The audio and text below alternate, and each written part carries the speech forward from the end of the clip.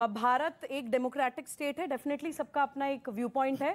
इन्होंने जो बोला वो इनके संस्कार थे, मैं अपने संस्कार के हिसाब से। Thank you. देखिए आप देखिए, दे रही हूं मेरे भाई। इमाम हुसैन का आपने जिक्र किया, मैंने अभी सवाल किया कि प्रॉफिट मोहम्मद की नस्लों के साथ जिन्होंने अत्याचार किया वो सारे मुसलमान थे। प्रॉफिट को जिन्होंने अपमानित किया वो सारे मुसलमान थे। इस्लामिक स्टेट्स में मुसलमान को जो मार रहे हैं सारे मुसलमान हैं। एक सेकेंड, अगर आप इतने सच्चे मुसलमान हैं, आपको पता है कि हजरत अली के हाथ की लिखी हुई कुरान की मैन्युस्क्रिप्ट कहाँ है? आप तो जो है खलीफाओं के हाथ की लिखी हुई हो रहा है। मेरा निवेदन है इस आज के टॉपिक पर आइए। एक सेकंड देखिए, आप डिबेट के पैनलिस्ट नहीं है, शांत बैठिए। सवाल और कोई पूछना चाहता है? जी पीछे जाता हूँ, बोलिए। मेरे को एक सवाल है पूरा पैनलिस्ट से। जैसे कि हम लोगों का सेकुलरिज्म नेशन है, तो जब रामनवमी के इस अवसर पे ऐसा एक चीज़ हुआ तो उधर इंसान को इंसान के हिसाब से नहीं देख के क्यों राजनीति से लिंक किया जा रहा है? क्यों हिंदू मुसलमान को ये ऐसे करके दिखाया जा रहा है? मेरे पास एक सिंपल सा क्वेश्चन है कि इक्वल स्टेट में सबको क्यों नहीं दिखाया जा रहा है? इक्वल स्टेट में क्यों नहीं दिखाया जा रहा है? गौरव भाटिया। देखिए, मेरे भाई ने जो बात कही, 3 तथ्य भारत में बिल्कुल स्पष्ट हो गए हैं। पहला, गंगा जमनी तहजीब इधर से आता है। गंगा जमनी ये कब तक है?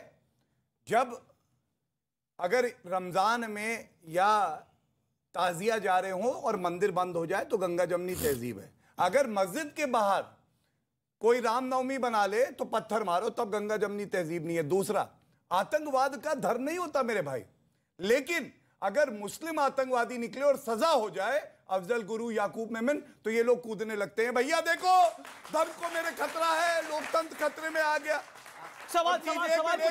अमीर जी प्लीज एक मिनट, एक बात और, तीसरी बात, आप अपनी बात को रखिए। हाँ प्लीज, फिर मैं आपसे सवाल। तीसरी सबसे महत्वपूर्ण बात है मेरे भाई, ये याद रखना, पंथ निरपेक्षता बहुत अच्छी है, लेकिन तब तक है जब तक मुस्लिम जो है अल्पसंख्यक है। जब बहुसंख्यक हो जाते हैं तो इस्लामिक मुल्क और निजाम मुस्तफा अच्छा है। ये 3 तथ्य हैं, इसीलिए भारत अब आगे बढ़ेगा, क्योंकि इसको रिजेक्ट कर चुका है, इनकी पॉलिटिक्स को भी और इनको भी। गौरव सर अभी जो बोल रहे थे, इसको आगे बढ़ाते हुए एक मेरा प्रश्न है कि इस भारत में सेकुलर देश है, आज संविधान का निर्माता परम पूज्य अंबेडकर जी का जयंती भी है।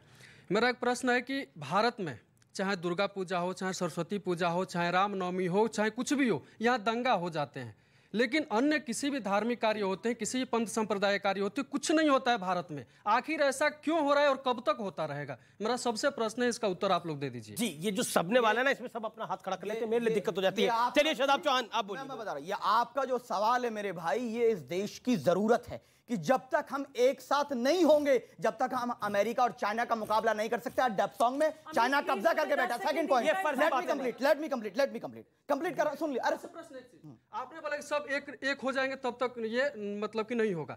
एक कब होंगे? जब केवल हिंदू पिटता रहेगा, हिंदू लुटता रहेगा, हिंदू मरता रहेगा, कैसे एक होंगे? इनके सरस्वती पूजा हो, झारखंड में रुपेश मारा गया, बंगाल में अरे भाई साहब सुन लीजिए, उसे मारा गया। जवाब सुनेंगे आप? अभी रामनवमी हुआ, 8 जगह दंगे हुए, कब जवाब तो सुन लीजिए। जी आपका सवाल हुआ। आप एक काम करिए, आरएसएस की एक बुक है बंच ऑफ थॉट, उसको आप पढ़िए और उसको पढ़ने के बाद ये रियलाइज करिए, सुन लीजिए, आप ये रियलाइज करिए कि जो मस्जिद पर जो झंडा लगाने वाले लोग हैं, कभी सुना? पिछले 10 सालों की बात कर रहा हूं, कांग्रेस भी रही, भाजपा भी रही, कि किसी मुसलमान ने मंदिर में जाकर झंडा लगाया? अगर लगाया है हम उसका कंडेम करेंगे, लेकिन कोई कंडेम किया? जो नहीं राम का वो हराम का, राम राम कहना पड़ेगा, टोपी वाले को राम बोलना पड़ेगा। ये क्या नारे लगाए जा रहे हैं? इससे मोहब्बत पैदा होगी?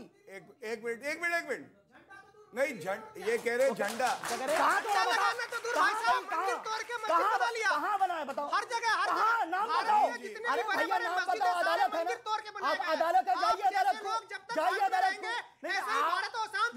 आप जिस दुकान से पढ़ के आए हैं उसमें मानवता नहीं है। आप जहाँ पढ़ के आए वो मानवता नहीं है, वहाँ रावण रूपी राज है जिसको आचार्य लगा रहे हैं। अच्छी आप अपनी बात। आचार्य भी खराब है, मैं भी खराब हूँ, हम दोनों देशद्रोही हैं। सिर्फ एक देशभक्त है, वहाँ पे नरेंद्र मोदी है।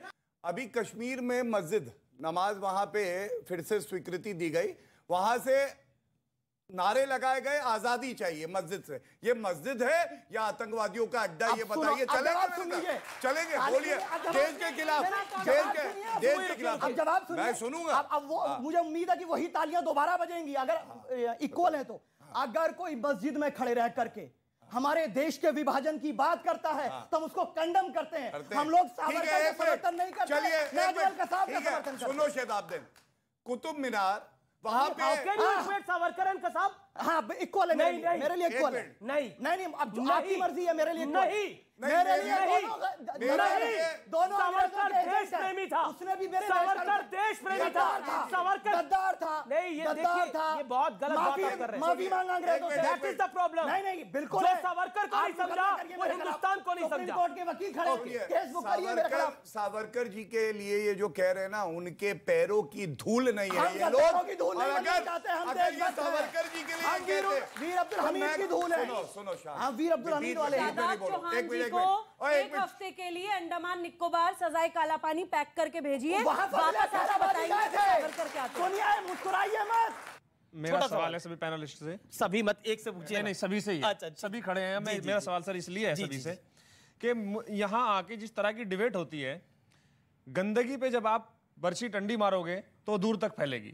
मेरे देश में हर राजनीतिक पार्टियां यही करती हैं कि वो गंदगी को उछालती हैं, ना कि उसको दबाती हैं, ना उसमें इंसाफ का। क्या गंदगी क्या है? गंदगी जो दंगे होते हैं वो मुस्लिम की तरफ से हो, वो हिंदू की तरफ से, जो भी राइट्स होते हैं, सरकार का काम होता है, जो सरकार होती है देश में, कि उस दंगे को उसे कंडेम करे और जो कर रहे हैं उनको सजाए दे, भले वो हिंदू या मुस्लिम। मतलब उसकी चर्चा नहीं होनी चाहिए।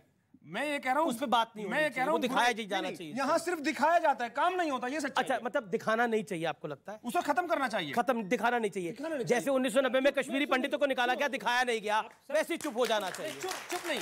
गुजरात दंगा हुआ, किस की बात करेंगे आप? नहीं दिखाया गया। मैंने अगर गुजरात दंगा हुआ कि नहीं दिखाया गया। बात सुनो, मैं ये चाहता हूँ कि हिंदुस्तान में शांति होनी चाहिए, अमन होना चाहिए। बिल्कुल सही बात। कैसे हो यहाँ की सरकारें? ये अच्छा पॉइंट है आपका। लाई जाए कि मैं आपको देख के बुरा समझू, आप मुझे देख। बिल्कुल इस चीज से यही हो रहा है मुल्क में, ये नहीं होना चाहिए।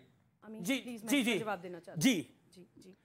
देखिए भाई साहब, आपकी फीलिंग्स का मैं पूरा सम्मान करती हूँ, लेकिन गंगा जमुनी तहजीब के चक्कर में आप गंदगी को ब्रश अंडर द कारपेट यानी कालीन के नीचे गंदगी नहीं कर सकते। आपको एक बार कालीन उठा के वो गंदगी देखनी पड़ेगी, उसको साफ करना पड़ेगा।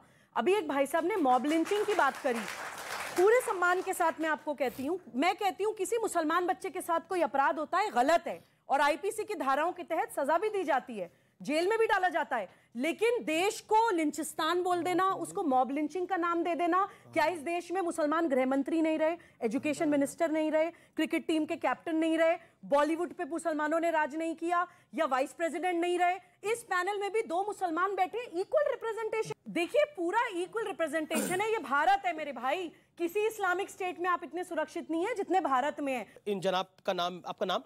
अब्दुल जी ने सवाल बोला और बोला कि देखिए शांति रहनी चाहिए, हम सब लोग साथ रहेंगे, और इन्होंने बोला कि एक सोल्यूशन होना चाहिए। तो मुझे लगता है कि आज सोल्यूशन पे बात करनी बड़ी आवश्यक है और उसकी बात होनी चाहिए। क्या सोल्यूशन है? क्या बुलडोजर चलाना सोल्यूशन है? क्या सख्त कानून सोल्यूशन है?